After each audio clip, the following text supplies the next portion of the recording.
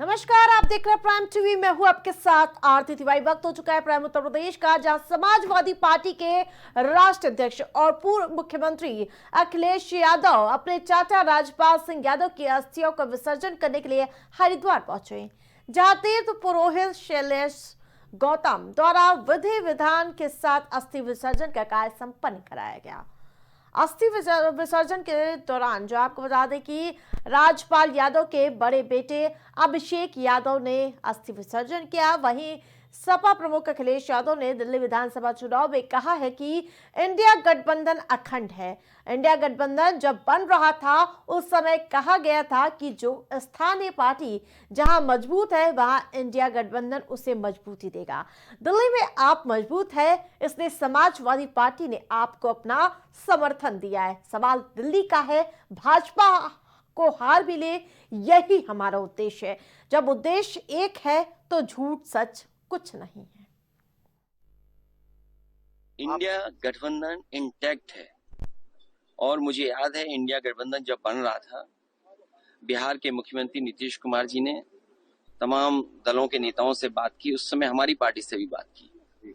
उस समय इंडिया गठबंधन के बनते समय यही कहा गया था, जो रीजनल पार्टी जहां मजबूत है उस रीजनल पार्टी को इंडिया गठबंधन मजबूत करेगा। दिल्ली में आप बहुत मजबूत है, इसलिए समाजवादी पार्टी ने आपका समर्थन किया है।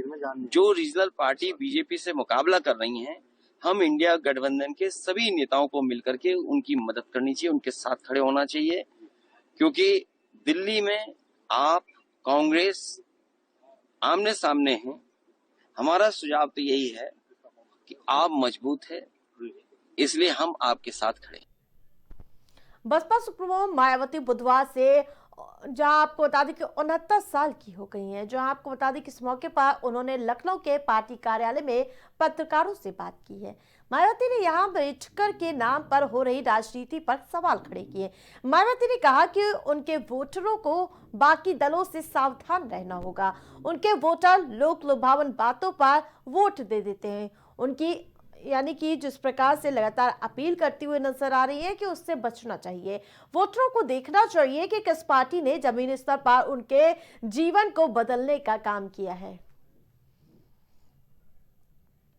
तो जो आपको बता दें कि अम्बेडकर पर लगातार राजनीति हो रही है और जिस मुद्दे पर आपको बता दें कि कांग्रेस पार्टी और समाजवादी पार्टी पर हमला बोलती हुई नजर आई बसपा सुप्रीमो मायावती। जहां आपको बता दें कि आज मायावती का जन्मदिन है और इस मौके पर उन्होंने प्रेस कॉन्फ्रेंस की और साथ ही इस दौरान जमकर विपक्षियों पर हमलावर नजर आई मायावती। और आपको बता दें कि जिस प्रकार से दलित वोटरों को साधने का प्रयास, चाहे कांग्रेस पार्टी हो चाहे समाजवादी पार्टी, उसमें सेंध लगाने का प्रयास कर रही है और यही वजह है कि मायावती हमलावर नजर आ रही है। क्योंकि आपको बता दें कि बसपा लगातार अपना जनाधार खोती हुई नजर आ रही है और उस जनाधार को वापस लाने की कड़ी चुनौती है बसपा सुप्रीमो पर। यही वजह है वो समाजवादी पार्टी हो या फिर कांग्रेस पार्टी, दोनों को पर लगातार हमलावर रुख अख्तियार करती हुई नजर आ रही है। तो वहीं अम्बेडकर का मुद्दा कुछ दिन पहले काफी जोरों शोरों से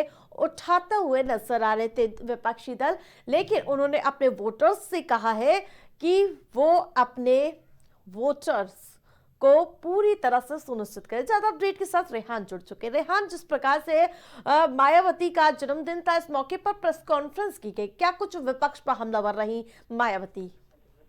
जी बिल्कुल, आज मायावती का 69वां जन्मदिन था। आज उन्होंने अपना जन्मदिन मनाया। जन्मदिन के साथ साथ उन्होंने कहा है कि जो बसपा है वो कहीं से कमजोर नहीं है। हालांकि उन्होंने जो एक नारा दिया है कि जो बाबा साहब का जो सपना अधूरा रह गया है उसको बीएसपी पूरा करेगी। तो लगातार इस तरीके से इन्होंने भाषण देकर जो उनके कार्यकर्ता है उनके अंदर जोश भरा है और उन्होंने साफ तौर पर बिल्कुल रेहान, अम्बेडकर पर राजनीति पर भी कहीं ना कहीं सवाल उठाती हुई नजर आई मायावती। रेहान जी बिल्कुल, जी उन्होंने इस तरीके से बाबा भीमराव अम्बेडकर के ऊपर राजनीति हो रही है। उन्होंने साफ तौर पे कहा है कि मैं उनको नमन करती हूं और वो जमीन संविधान के निर्माता हैं और उनका अपमान बसपा बिल्कुल बर्दाश्त नहीं करेगी। बिल्कुल, तमाम अपडेट के लिए धन्यवाद रेहान।